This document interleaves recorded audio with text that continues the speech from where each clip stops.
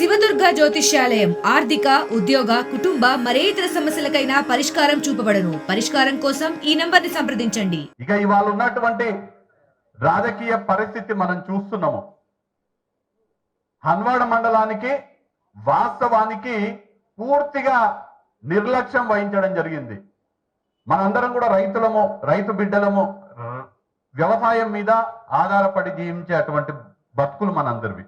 నిజంగా గతంలో ఉన్నటువంటి పాలకులు మన మండలం మీద శ్రద్ధ ఉంటే, మన ప్రాంతం మీద శ్రద్ధ ఉంటే ఈ పాటికి మన హన్వాడ మండలంలో ఉన్నటువంటి ప్రతి ఒక్క మడికి కృష్ణమ్మ నీళ్ళు వచ్చి పారేవి. ఇవాళ మన మండలానికి నీళ్ళు వస్తలేవు, సాగునీరు, తాగునీటికి కూడా ఇబ్బంది అవుతుంది అనే పరిస్థితి ఉందంటే దానికి ముమ్మాటికి గతంలో అధికారంలో ఉన్నటువంటి బీఆర్ఎస్ నాయకులు, కేంద్రంలో అధికారంలో ఉన్నటువంటి బీజేపీ నాయకులే దానికి కారణం అనే మాట చెప్తున్నాం.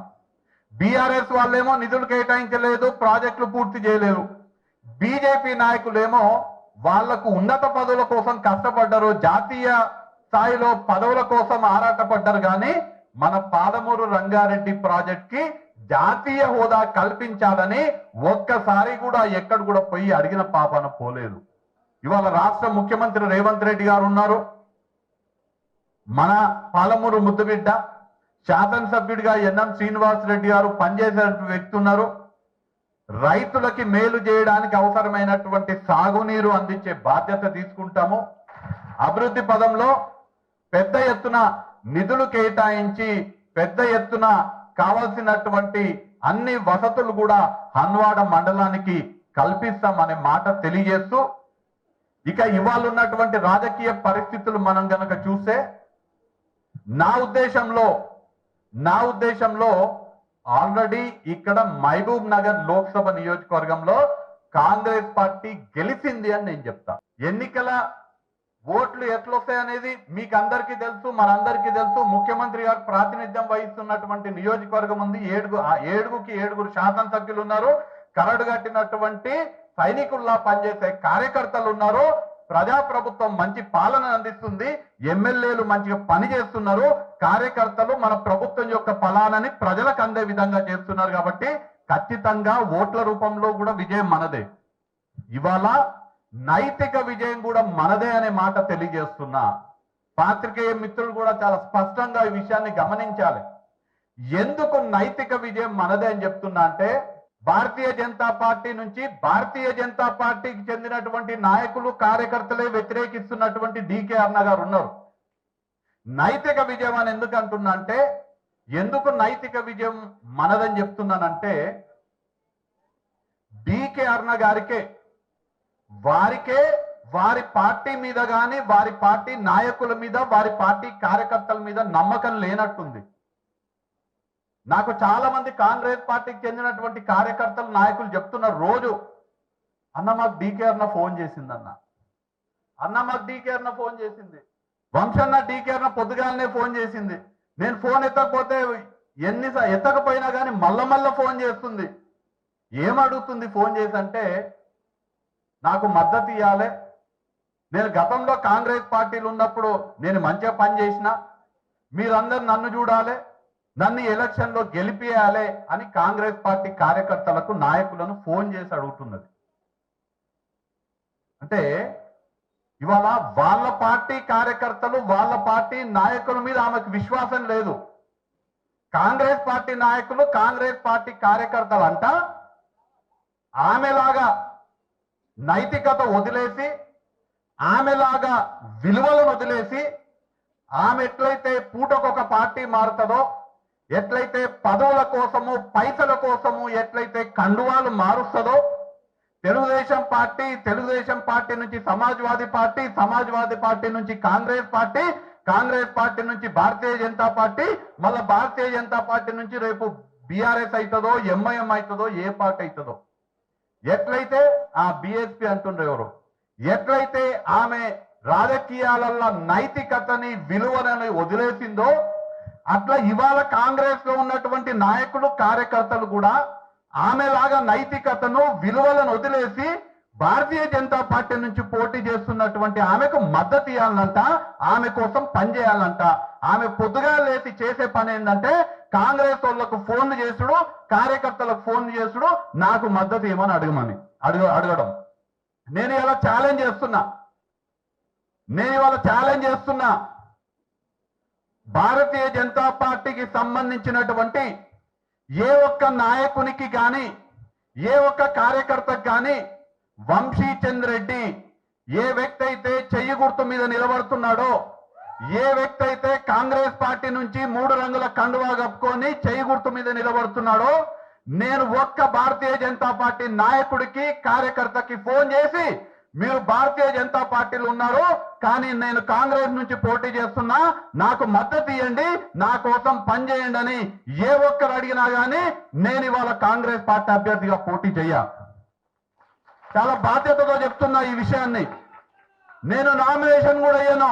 నేను ముక్కుకు నేలకు రాసి నేను క్షమించండి, నేను ఒక పార్టీ నుంచి పోటీ చేస్తూ ఇంకొక పార్టీ వ్యక్తిని మద్దతు అడుగుతున్నా, నేను నాకు నైతికత కోల్పోయినా నేను ఎన్నికల్లో పోటీ చేయని నేను ముక్కు నేలకు రాస్తా.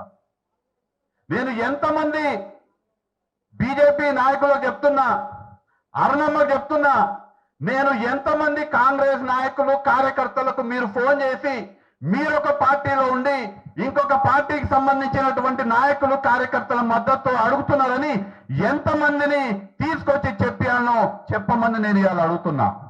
నేను తీసుకొస్తా. మీరు ఒక పార్టీలో ఉండి ఇంకొక పార్టీ వాళ్ళకి ఫోన్ చేసి అదే పనిగా పెట్టుకొని మీరు ఎట్లయితే నైతిక విలువలు రాజకీయాలల్లా విశ్వాసాన్ని కోల్పోయినరో అట్లా మా కాంగ్రెస్ నాయకులని కార్యకర్తలను కూడా నైతికత కోల్పోమంటారా? సిగ్గుశరం ఉండాలని నేను ఇవాళ అంటున్నా. కానీ నేను గర్వంగా చెప్తున్నా, మా కాంగ్రెస్ పార్టీ నాయకులు కార్యకర్తలు డీకే అరుణ కాదు, నరేంద్ర మోడీ వచ్చినా గాని 3 రంగుల జెండా నిడవరు, చెయ్యి గుర్తును వదిలిపెట్టరు. మీలాగా 15 కోట్లకు అమ్ముడు పోయేటోళ్ళు మా కాంగ్రెస్ పార్టీ నాయకులు కార్యకర్తలు కాదు. మీరు పదవుల కోసం ఆరాటపడతారు, పైసల కోసం కక్కుర్తి పడతారు. కానీ నిజంగా గ్రామాలలో, బూతులలో, క్షేత్రస్థాయిలో పనిచేసేటువంటి కాంగ్రెస్ పార్టీ కార్యకర్తలు ప్రాణం పోయినా కానీ 3 రంగుల జెండాను వదిలిపెట్టరు. నువ్వు 15 కోట్లు కాదు 50 కోట్లు ఇచ్చినా చేయి గుర్తుకు తప్ప వేరే గుర్తుకు ఓటేయమన్నటువంటి కార్యకర్తలే మా కాంగ్రెస్ పార్టీ కార్యకర్తలు, మా కాంగ్రెస్ పార్టీ నాయకులు. అందుకే ఇవాళ తెలంగాణలో కాంగ్రెస్ పార్టీ అధికారంలో ఉంది. ఇవాళ తెలంగాణలో మన పాలమూరు ముద్దుబిడ్డ రేవంత్ రెడ్డి గారి నాయకత్వంలో ప్రజా పాలన నడుస్తుంది. అందుకే ఇవాళ మమ్మల్ని చూసి వేరే పార్టీకి సంబంధించినటువంటి కార్యకర్తలు, నాయకులు అందరూ కూడా మంచిగా పనిచేస్తున్నారు, ప్రజలకి మంచి చేస్తున్నారని ఇవాళ మా దగ్గరికి రావడం జరుగుతుంది.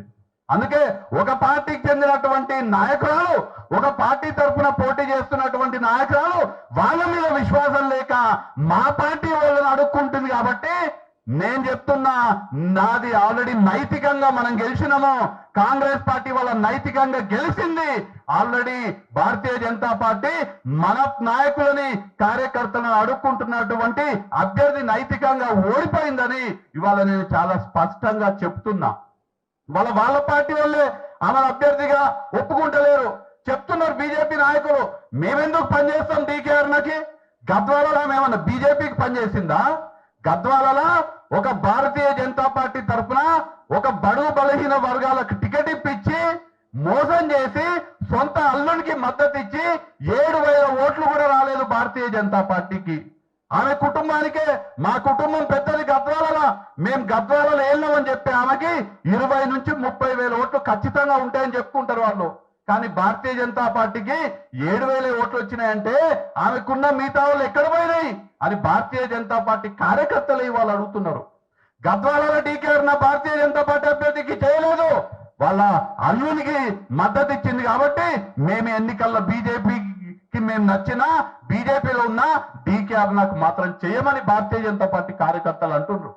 మక్తల్ పోతే మక్తల్ కార్యకర్తలు అంటున్నారు, మక్తల్ నుంచి జలంధర్ రెడ్డి బీజేపీ తరఫున పోటీ చేస్తే డీకే అరుణ బీజేపీ కన్నా వాళ్ళ తమ్ముడు ముఖ్యమని అక్కడ ఉన్నటువంటి రామ్మోహన్ రెడ్డికి మద్దతు ఇచ్చింది, జలంధర్ రెడ్డికి మద్దతు ఇవ్వలేదు.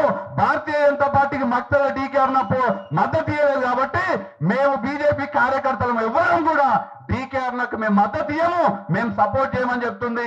అందుకే వాళ్ళ కార్యకర్తలు వాళ్ళ పార్టీ మీద నమ్మకం లేక మన మీద పడుతున్నది ఇవాళ. కానీ ఆమెకు తెలియదు, మన వాళ్ళు కరడు కట్టిన కాంగ్రెస్ వాదులని పాకిస్తాన్ యుద్ధంలో ఎట్లయితే సైనికులు కొట్లాడతారో అట్లా పార్టీ కోసం కొట్లాడేటువంటి కార్యకర్తలు కాంగ్రెస్ పార్టీ కార్యకర్తలని డీకే నాకు తెలియదు ఆమె అనుకుంటుంది. ఆమె లెక్క 15 కోట్లకు అమ్ముడు పోయిన లెక్క మనోళ్ళు కూడా అమ్ముడు పోతారేమో అనుకుంటుంది. కానీ కాంగ్రెస్ పార్టీ కార్యకర్తలు ఎప్పుడు కూడా దేనికి కూడా మీ లెక్క రాజకీయ విలువలని తుంగలోకి తొక్కరు, మీ లెక్క పైసలకి పదవులకు అమ్ముడు పోరు అనే విషయాన్ని ఈ సందర్భంగా తెలియజేస్తూ మరిన్ని వీడియోస్ కోసం ఛానల్ ని సబ్స్క్రైబ్ చేయండి, లేటెస్ట్ అప్డేట్స్ కోసం వాట్సాప్ ఛానల్ ని ఫాలో చేయండి అండ్ లింక్ డిస్క్రిప్షన్ లో ఉంది.